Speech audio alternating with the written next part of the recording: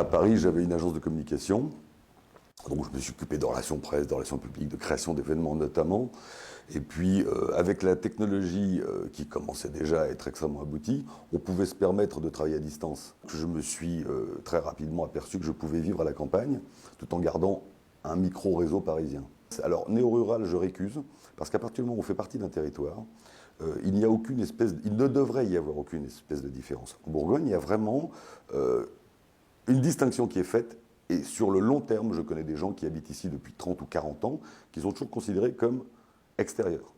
C'est larvé, il n'y a pas de confrontation violente, mais même avouée, mais c'est quelque chose qui est résiduel et qui pollue, qui perturbe énormément l'atmosphère des villages.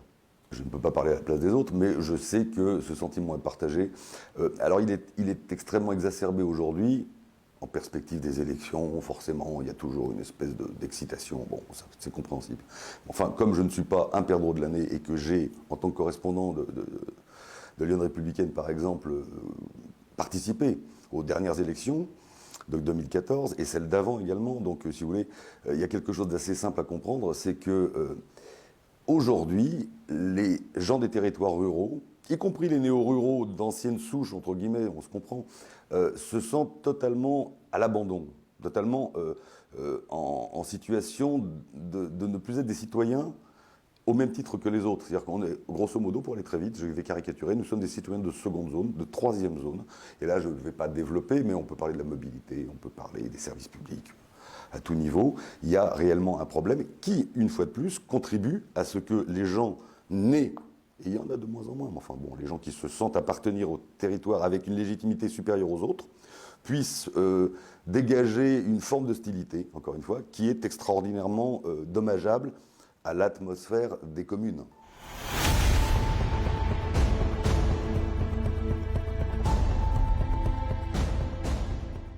Nous sommes tous liés par continuité territoriale sur l'axe du canal du Nivernais et de Lyon. Donc toutes les communes qui sont concernées, et par définition elles le sont quasiment toutes, ou en tout cas celles qui sont limitrophes le sont également, forcément, cet axe a été considéré comme l'axe majeur de développement touristique et économique par la région. Aujourd'hui, on est dans une situation assez triste, on va dire ça comme ça, parce que, une fois de plus, ce canal qui n'existe plus en tant que voie navigable pour le fret et pour l'activité économique, était censé reprendre activité via le tourisme fluvial. Or, a priori, les volontés n'ont pas suffi, en admettant qu'il y ait eu réelle volonté.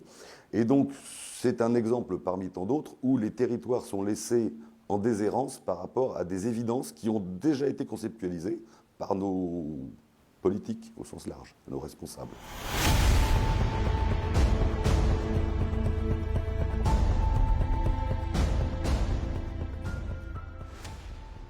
En tant qu'habitant de Lucy-sur-Yonne et impliqué dans la vie locale, nous sommes extrêmement proches des communes limitrophes qui ont rejoint la communauté de communes actuelle du Haut-Nivernais-Val-d'Yonne. Donc on parle de Lucy-sur-Yonne, de Crin, de Coulanges-sur-Yonne, de Fétigny et de Pousseau, Pousseau étant dans la Nièvre. Donc nous sommes tous vraiment liés territorialement. Alors quand je suis arrivé en 2007, nous appartenions à une communauté de communes très réduite qui s'appelait la communauté de communes du pays de Coulanges-sur-Yonne.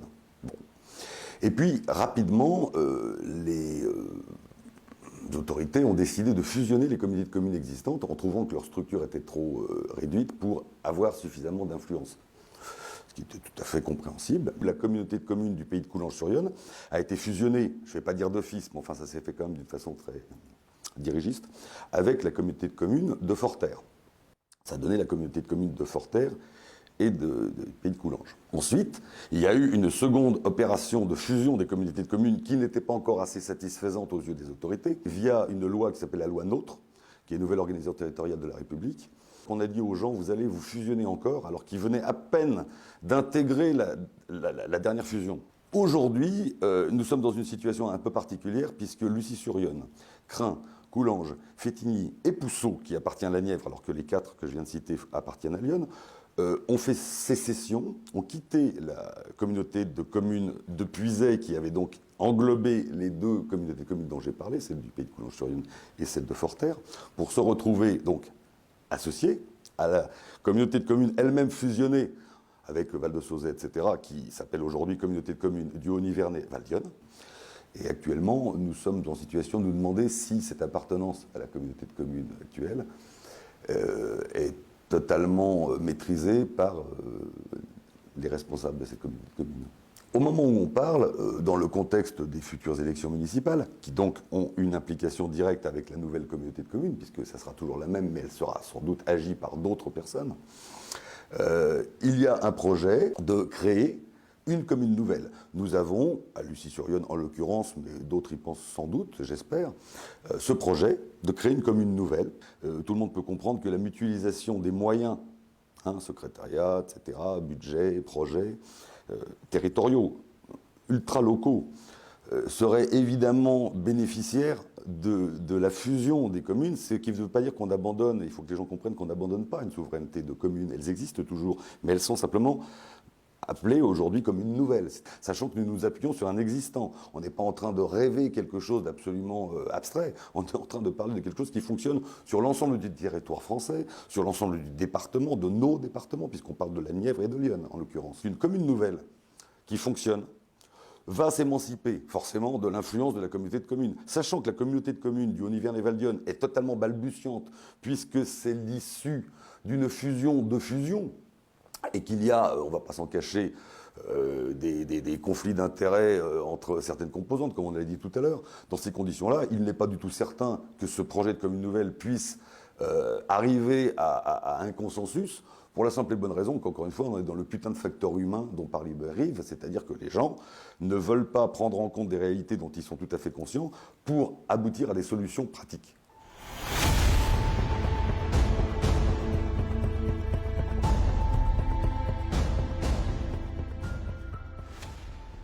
À Lucie, on a un problème particulier qui est comme celui qui touche aussi les communes d'à côté. Il se trouve que nous avons une association donc, que je préside qui a réussi à obtenir, c'est un cas unique en France, qui a réussi à obtenir l'interdiction de son eau potable après que la levée de l'interdiction qui avait été prise auparavant par l'ARS, l'Agence régionale de santé, a été levée.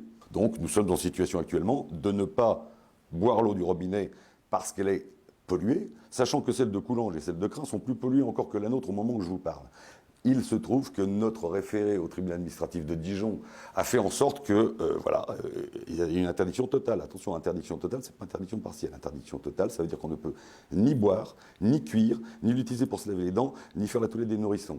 Voilà. Donc aujourd'hui, on nous propose de la prévention en faisant des mesures agro-environnementales de la part de la Chambre d'agriculture qui va faire en sorte de dire aux agriculteurs faites attention, ne mettez pas trop de phytosanitaires, on appelle ça comme ça, ce sont des poisons, c'est pesticides. Bien. Et de l'autre côté, le curatif, pardon, c'est du rapide, hein. Le curatif, ça consiste actuellement, au moment où on parle, les travaux ont débuté. Le dernier copil a eu lieu jeudi dernier. Une interconnexion qui vient de Leny, qui descend tout le long jusqu'à nous et qui va coûter 2 300 000 €. Elle est en cours. Hein, et donc nous aurons bientôt de l'eau d'un captage profond qui vient de 30 km au nord et qui va être mélangée à notre eau de telle sorte que le taux de pesticides, seuil de tolérance, limite de qualité, enfin on ne va pas rentrer dans ces détails, soit acceptable et que notre eau puisse à nouveau être autorisée avec l'acceptation de notre association qui s'est battue pour ça. Et nous nous battons pour créer, à partir du mouvement qui est issu de notre tout petit village de Lucie-sur-Yonne, pour créer une dynamique autour de la protection des points de captage de l'eau. Si je dis ça, c'est tout simplement parce que ce combat-là est le même pour tout le reste. On peut prendre exactement le sujet de la mobilité, le sujet des services publics en général, et je ne veux pas m'appesantir sur toutes les thématiques qui peuvent nous intéresser dans ce cas précis, mais nous reprenions en considération le fait que nous sommes des citoyens et que la continuité territoriale qui est inscrite dans la Constitution nous permette d'avoir les mêmes avantages et les mêmes obligations, droits et devoirs, de tout citoyen. Or, nous sommes actuellement logés à une enseigne de seconde zone, une fois de plus. Je ne sais plus pas comment l'exprimer pour rester courtois.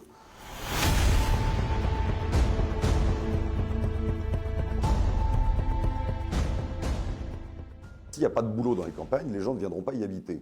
Ou alors, il y a un déclassement des gens qui sont relégués parce que la gentrification des métropoles fait en sorte qu'ils n'ont plus les moyens de se loger. Donc si on envoie les gens, entre guillemets, se faire oublier à la campagne, ça peut être une considération. Moi, je parle d'occuper le territoire. Nous voulons des paysans.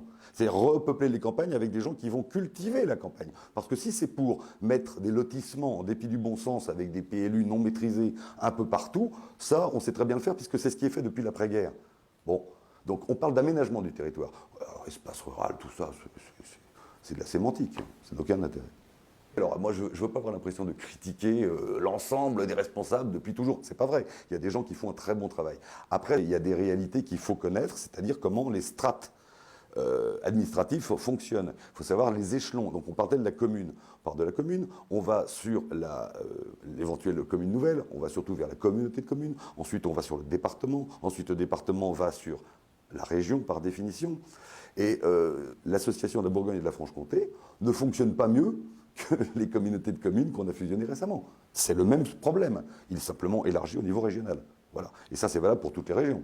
L'exemple de l'eau est extraordinairement intéressant parce que la plupart des spécialistes s'accordent à dire que le problème de l'eau, sur le plan purement administratif, technique, réglementaire, est le plus complexe de tout. C'est-à-dire qu'à l'intérieur de ça, moi, j'ai découvert, je pense, être un bon connaisseur de l'administration française, pour diverses raisons, professionnelles et privées. Mais là, je dois admettre que c'est un cas d'école qui devrait même faire l'objet d'un film en tant que tel, parce qu'on ne parle pas de 1000 feuilles, de 10 000 feuilles, de 100 000 feuilles, d'1 million de feuilles. Personne ne s'y retrouve. Personne ne s'y retrouve.